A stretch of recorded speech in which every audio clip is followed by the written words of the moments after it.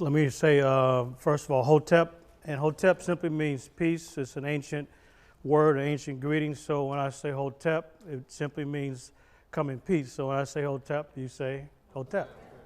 Well, good to see you all this afternoon. Thanks for coming out to really hear about our Save Nubia project, and more specifically today about the classical African civilization of Kush. There's an emerging field that I call Kushology. It's the study of ancient Kush. And this is brand new. I mean, most of us have heard about Egyptologists who study ancient Egypt, but very few people have heard about Nubiologists, the study of ancient Nubia. But rarely have we heard about Kushology, because it's an emerging field and very little work and research has been done. So my field work over the past couple of decades has been in the Nile Valley in Northeast Africa, and I want to share with you just a little bit of this work, particularly dealing with ancient Kush. Now, it's interesting because when many people think about Kush, if they're young, they think about smoking dope. This is pretty much what they think about, a Hindu Kush or something like that. Others have never heard the term at all, but to link Kush to an African civilization is quite rare. So my task is really to share with you the significance of Kush.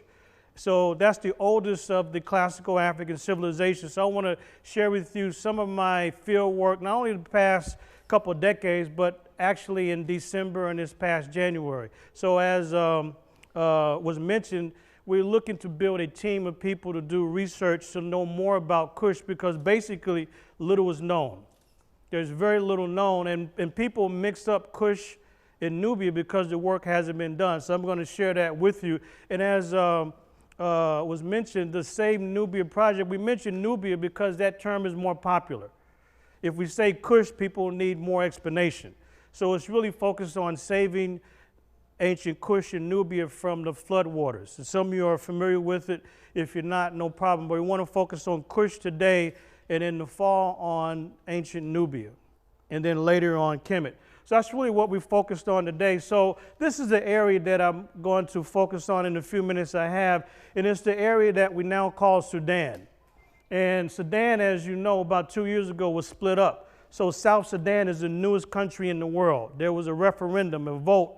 So the Southerners decided to break away from the formal government of Sudan that wanted to impose Sharia or Islamic law. The Southerners said, no, we don't want that.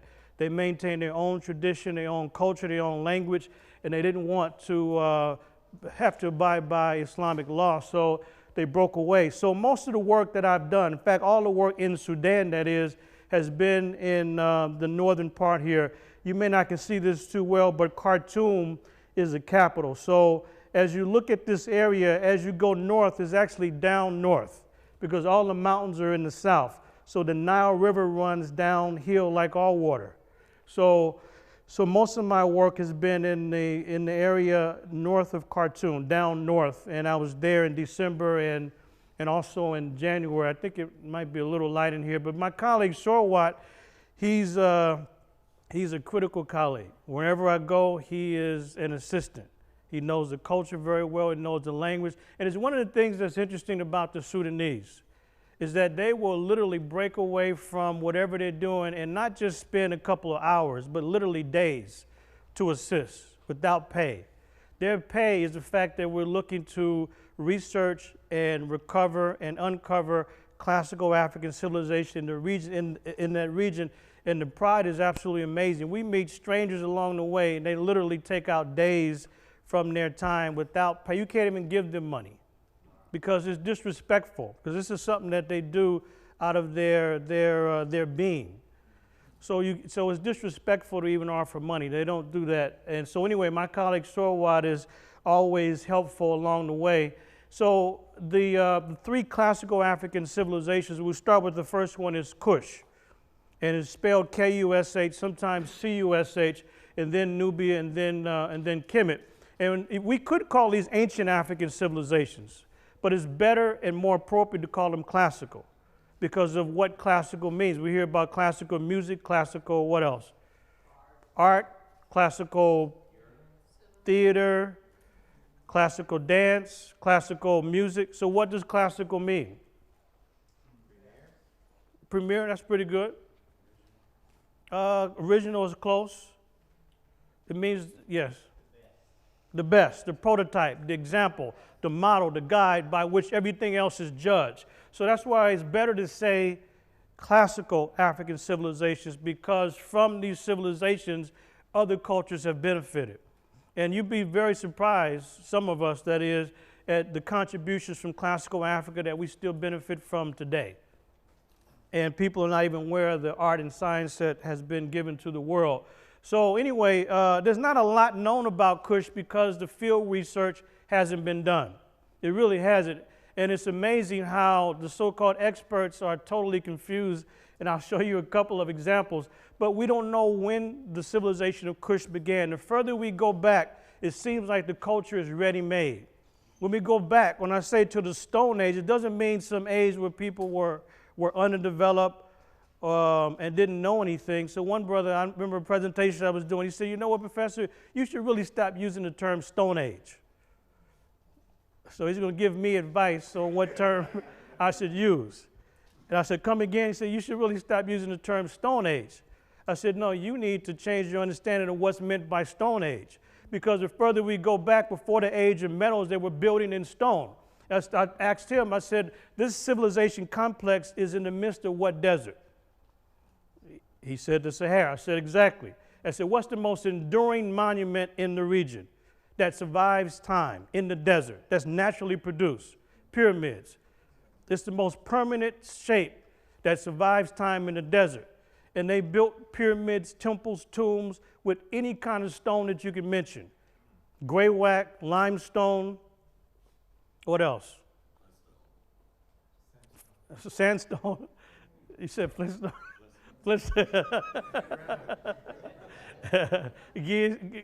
Many different types of stones, alabaster, you name it. And these are the most enduring monuments. So I said you need to change your understanding by what we call the Stone Age. But nevertheless, it goes back to that period when we find them mainly building in stone. The area, I'll show you a map, is Northeast Africa, the Horn of Africa, and across the Red Sea into Saudi Arabia and Yemen. And there's important centers which I'll show you, but it's the first organized state that we know of on record. The first organized government. It goes back to Kush. So it's an important civilization, to say the least. And some of the sources of information is the biblical record. And so in chapter 10, it discusses the table of nations, how different nations emerged. And it's amazing how people could know about this and not connect the dots. Because we know that Noah, according to the biblical text, had 3 sons, Ham, Shem, and Japheth. And Ham had 4 sons. But if we look at the order in which, according to the biblical text, chapter 10, that the sons of Ham emerged, Kush is first. Sometimes it's spelled with a C or sometimes with a K. And this order is not by accident, by the way. It's Kush and then so-called Egypt, Punt, and Canaan. And by the way, according to the biblical theologians, it might sound strange, but according to the scholars who look at the Bible, and that is the 3 sons of Ham represent the 3 major racial groups. That's strange, I know, but if people are going to tell the history of the world from the biblical source, then it makes sense to show that all major racial groups came from one progenitor. So anyway, Ham is supposed to be the progenitor of all people of African descent. And Shem is representing mixed groups, Arab and so forth, mixed groups, and then Japheth, supposedly those that came from Europe. So it is pretty much agreed that the sons of Ham represent African or black nations. Anyway, there's records from Egypt, archaeological records, which I'll show you, and Greek and Roman records. And it's pretty difficult to know the details of Kush, but what we can say, if we look at the artifacts, if we look at the stone tools that were used, we know they go back at least 70,000 years in the area of Sudan, if not 80,000 or older than that. So during this period of 70,000 years or so, this is really the Stone Age. And then there is evidence of early kingships and settlements. And when you have settlements, you have farming. Farming is one of the most important inventions because with the introduction of farming, that's what allows for settled communities. It's important. So if people don't have agriculture or farming, then they can't settle. They would be hunters and gatherers, semi-nomadic looking for food. So farming was very important in this period, but these are just broad dates. And then there's an early dynastic period, but what most people are aware of in terms of Kush is the 25th and 26th dynasty, so-called black pharaohs. We'll have to discuss that. Then there's the Meroitic period, where you have a long line of very powerful rulers a couple thousand years ago, mainly women ruling during this period. So these are only broad outlines, and as we do more field work, we'll be able to plug in the details about the history of Kush. Let me show you that what I'm doing is pioneering work. Yes, it is, but it's not entirely new. There are African-American authors and historians that have written about Kush decades ago. These are some of their works, such as The Wonderful Ethiopians of the Ancient Kushite Empire, published by Drusilla Dungy Houston in 1926. It's almost a century ago. And notice that, and we'll explain the term Ethiopia, John Jackson's book, Ethiopia and the Origin of Civilization, 1939, and then the great William Leo Hansberry, one of the great first-hand researchers who did field work. He never published, so his student, Joseph Harris, published the William Leo Hansberry African History Notebook. And Hansberry, able to read Greek and Latin, read the original text, where the Greeks talked about the high status of the people that were from Kush, and the Greeks, for some reason, the Greeks changed Kush to Ethiopia. So Ethiopia is a Greek word. It means burnt face, black face, or kissed by the sun. So the Greeks were struck by their color. So they changed it from Kush to Ethiopia. So when you see the term Ethiopia in antiquity, in ancient times, people really mean Kush, the vast Kushite empire. Here's Drusilla Dungy Houston, one of the great writers from Oklahoma, who in the first part of the 20th century wrote about the wonderful Ethiopians. She made a valuable contribution. Many people don't know that much about the great Drusilla Dungy Houston simply because she wasn't cited or quoted by historians such as Carter G. Woodson, who founded African Heritage Month, or W.E.B. Du Bois. They never really gave credit to Drusilla Dungy Houston because she was self-taught. And here's what she said. This is truly pioneering work. And Drusilla Houston argued that the kingdom of Kush extended as far east as India. That's her argument. And now this is book 1, Nations of the Kushite Empire, Marvelous Facts from Authentic Records. So according to the records, Drusilla Houston published 6 volumes. This is the first one, and now a second volume has been found. Many people have the first volume, but the second one also has now been found by one of the professors, and this is book 2. And book 2 is Origin of Civilization from the Kushites. And here's part of what she said. There seems to be a worldwide conspiracy in literature to conceal the facts that this book unfolds. Because of this suppression of truth, world crimes have been easily made possible against the Ethiopians. When she says Ethiopians, she means black people in general, because it was a universal term used for black people.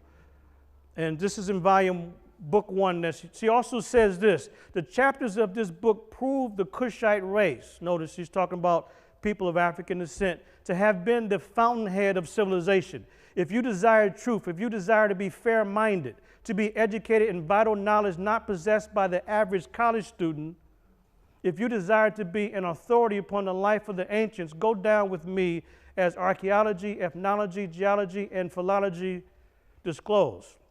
She then goes on to say, I have dug up an irrefutable arsenal of facts that Harvard or Yale or cowardly scholarship in our race dare not refute.